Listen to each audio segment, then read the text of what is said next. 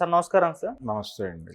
Sir Revanth Reddy గారు రీసెంట్‌గా ఒక సభలో మాట్లాడుతూ కొన్ని స్టేట్మెంట్స్ ఇచ్చారు. తను 10 ఏళ్ళు ఇక్కడ సీఎం తనే ఉంటాను అని చెప్పే ఒక ఉద్దేశంలో ఒక ఎగ్జాంపుల్‌గా తీసుకొని తెలంగాణలో 10 సంవత్సరాలకోసారి ఇక్కడ ప్రభుత్వాల్ని మారుస్తారు, సీఎంలను మారుస్తారు అని చెప్పేసనన్నాడు. అలాగే ఏపీలో 5 సంవత్సరాలకోసారి మారుస్తారు అని చెప్పేసి ఎగ్జాంపుల్‌గా తీసుకొని ఇక్కడ నేనే 10 సంవత్సరాలు ఉంటాను సీఎంగా అని చెప్పే ప్రయత్నం చేశారు. అయితే ఇప్పుడు దీన్ని వైసీపీ వాళ్ళు వాళ్ళ సోషల్ మీడియాలో యూజ్ చేసుకుంటున్నారు. ఏపీలో 5 సంవత్సరాలకోసారి మారుతారు కాబట్టి రేవంత్ రెడ్డి గారు చెప్పినట్టు వచ్చేసారి జగన్మోహన్ రెడ్డి గారే సీఎం, వైసీపీ ప్రభుత్వమే రాబోతుంది అని చెప్పేసి వాళ్ళ అనుగుణంగా వాళ్ళు ప్రచారం చేసుకుంటున్నారు. ఆయన కామెంట్స్‌ని మనం ఏ విధంగా చూడొచ్చు? మీరేం చెప్తారు సార్? అంటే వచ్చే ఎన్నికల్లో వైసీపీ గెలుస్తుంది అనేది ఒక రకంగా వాస్తవం కావచ్చు. ఎందుకంటే తెలుగుదేశం నాయకత్వంలో నడుస్తున్నటువంటి కూటమి ప్రభుత్వం, ఈ కూటమి ప్రభుత్వం నడుస్తున్నటువంటి తీరు చూస్తే ఇప్పటి వరకు గత 5 ఏళ్ల పాలనలో తాము ప్రతిపక్షంగా ఉన్నప్పుడు తమ మీద జరిగినటువంటి దాడులని తిప్పికొట్టుట, దానికి రివెంజ్ తీర్చుకునుట అనేటువంటి ఒక ప్రోగ్రాం బలంగా నడుస్తోంది. అది నోటీసులు, అరెస్టులు ఇలా రకరకాల ఈ గోలలోనే నడుస్తోంది తప్ప వాస్తవంగా ప్రజలు ఏమి కోరి వాళ్ళని వద్దనుకున్నారు, ఏమి కోరి వీళ్ళని ఎన్నుకున్నారు, వాటిని సెటిల్ చేసే ఉద్దేశంతో ఈ ప్రభుత్వం ఉందా అనే దాని దగ్గర ఏమీ లేదనేది అర్థమవుతుంది. అంటే కనీసం వీళ్ళు ఇచ్చినటువంటి ఎన్నికల హామీలు కూడా ఇప్పటిదాకా ఏమీ నడవట్లేదు అక్కడ. అంటే సూపర్ 6 అన్నారు, ఆ సూపర్ 6 ఏమీ లేదు. దశల వారీ సిద్ధాంతం ఏదో చెప్పారు, ఆ దశల వారీ సిద్ధాంతం కూడా ఇంప్లిమెంట్ అవుతున్నటువంటి పరిస్థితి ఏం కనబట్టలేదు. రెండోది, జగన్మోహన్ రెడ్డి ఎవరికి యాక్సెస్ ఇవ్వడు, ఎవరికి కనబడ్డు అని చెప్పారు ఆ రోజున. కానీ ఈ రోజున ఇక్కడ కూడా ఈ ప్రజా ముఖ్యమంత్రి అని చెప్పుకుంటున్నటువంటి చంద్రబాబు గారిని కలవటం కూడా చాలా కష్టంగానే ఉంది అక్కడ కండిషన్. అలాగే ఏదైనా చెప్పుకోదలుచుకుంటే అంటే వీళ్ళు రెగ్యులర్గా జనాల్ని కలుస్తాము, దర్బారులు పెడతాము, ప్రజావేదికలు ఇవన్నీ చెప్పారు. దానికి ఎర్లీ మార్నింగ్ 4 o'clock వెళ్ళి స్లాట్ బుక్ చేసుకోవాల్సినటువంటి ఒక కండిషన్. ఇలా అది లోకేష్ గారు కొంతమందిని కలవటం అలా జరుగుతోంది తప్ప సీఎం గారు కలవట్లేదు. వారు కలవాలనుకుంటే జనంలోకి వచ్చి మాట్లాడతారు, వారు రావాలనుకుంటే పెన్షన్ ఇవ్వడానికి ఇంటికి వచ్చి ఒక పూట హడావిడి చేసి మీడియా ముందు ఒక డ్రామా నడుపుతున్నారు తప్ప వీళ్ళు జగన్మోహన్ రెడ్డి మీద ఏ ఆరోపణలు అయితే చేశారో అవే వీళ్ళు చేస్తున్నారు. అంతకుమించి వీళ్ళు కొత్తగా జనాలకు ఏదో ఒరగబెడుతున్నది ఏమీ లేదు. అయితే అన్న క్యాంటీన్లు వచ్చినాయి, ఏదో భోజనాలు అవి నడుస్తున్నాయి, ఇదొకటి ఉంది. వచ్చిన దగ్గర నుంచి జనాల్ని ఎమోషనల్గా తమతో అటాచ్ చేసుకునేటువంటి ప్రయత్నం. రెండవది, ప్రతిపక్షాన్ని లేకుండా చేయటం కోసం ప్రయత్నం. జగన్ చేసింది అదే. జగన్ అధికారంలోకి వచ్చిన ఒత్తుర క్షణం ఆయన నిద్రపోలేదు, వెళ్ళి ప్రజావేదికను కూల్చిన తర్వాత నిద్రపోయాడు. సో ఆయన ప్రోగ్రాం కూడా ఇదే. వారు కూడా నెక్స్ట్ ఎలక్షన్లో ఎలా గెలవాలి అనేది ప్రోగ్రాం వేసుకునే నడిచి భంగపడి ప్రతిపక్షంలోకి వెళ్ళాడు. అంటే గెలుపు లక్ష్యంగా పనిచేసి ఓడిపోవటం అనేది జరుగుతోంది.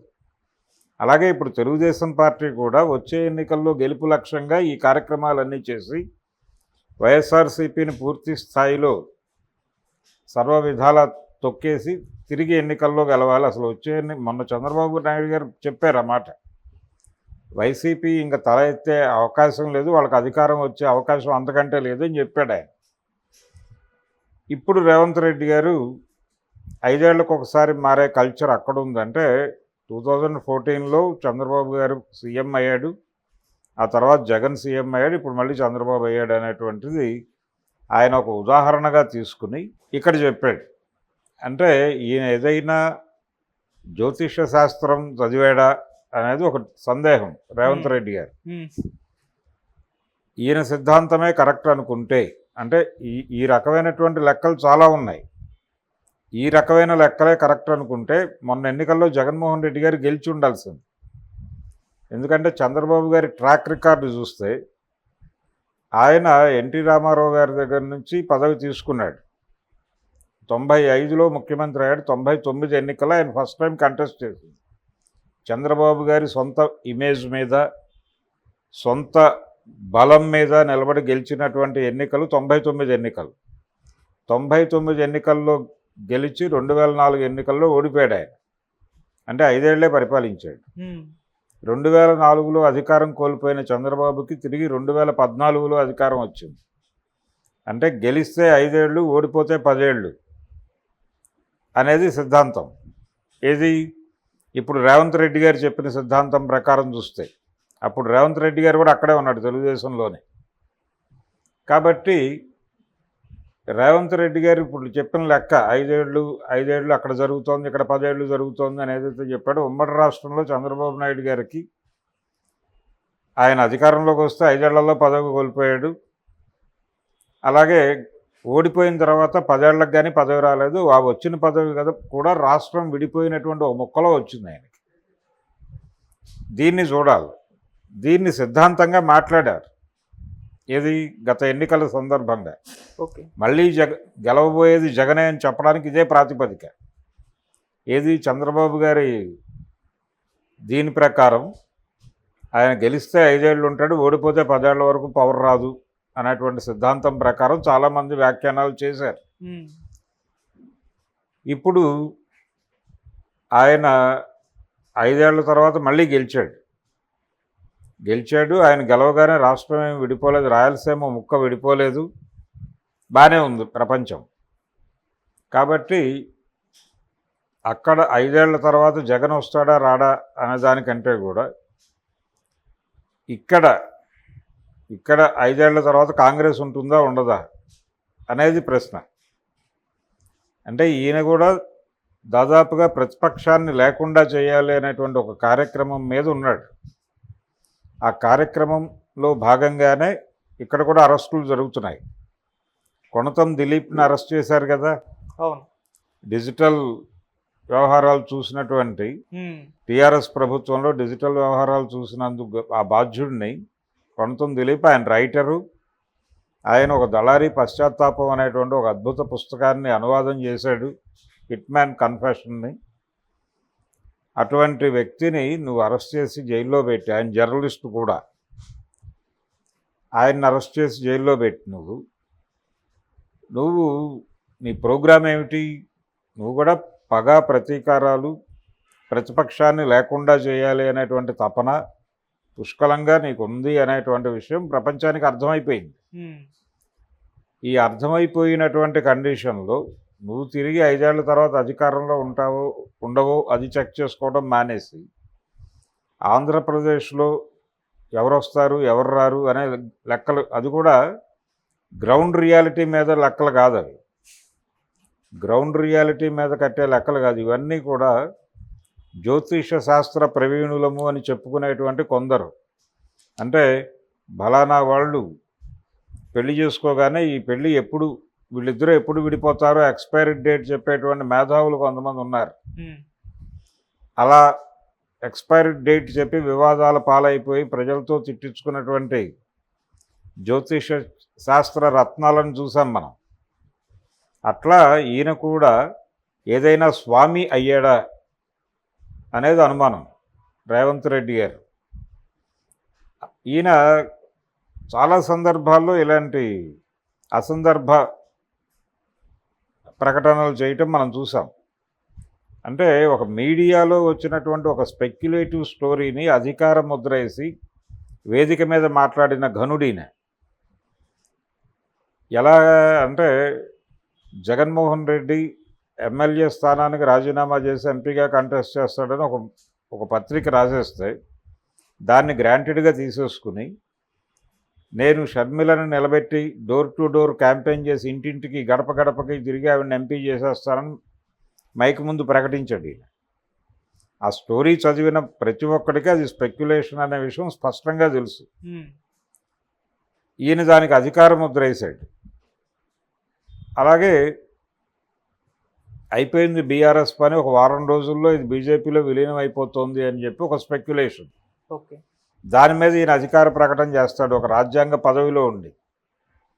ఇప్పుడేమో అదేదో స్వామిలాగా మారిపోయి వాళ్ళకి అంటే ఆంధ్ర 2014లో తెలుగుదేశం గెలిచింది, 19లో వైసీపీ గెలిచింది, మళ్ళీ 24లో టీడీపీ గెలిచింది కాబట్టి అక్కడ అది నడుస్తుంది. ఇక్కడ 2014లో టీఆర్ఎస్ గెలిచింది, 10 ఏళ్ళు ఉంది, 10 ఏళ్ల తర్వాత కాంగ్రెస్కి అధికారం వచ్చింది. ఇది కాంగ్రెస్ కూడా 10 ఏళ్ళు ఉంటుంది, 10 ఏళ్ల తర్వాతే మళ్ళీ ఇంకో పార్టీకి అధికారం వెళ్తుంది అని చెప్పడం ఇది ఒక రకంగా మూఢనమ్మకాలను ప్రచారం చేయటమే. ఏది రాజ్యాంగ పదవిలో ఉండి మూఢనమ్మకాలను ప్రచారం చేసినందుకు కేసు పెట్టచ్చు ఈయన మీద. ఇప్పుడు ఎలా ఉంటుందంటే ఇందాక నేను చెప్పినటువంటి స్టోరీ, చంద్రబాబు నాయుడు గారు ఈ లెక్కల ప్రకారం, రేవంత్ రెడ్డి గారు చెప్పిన లెక్కల ప్రకారం మొన్న ఎన్నికల్లో అధికారంలోకి వచ్చే ఛాన్సే లేదు.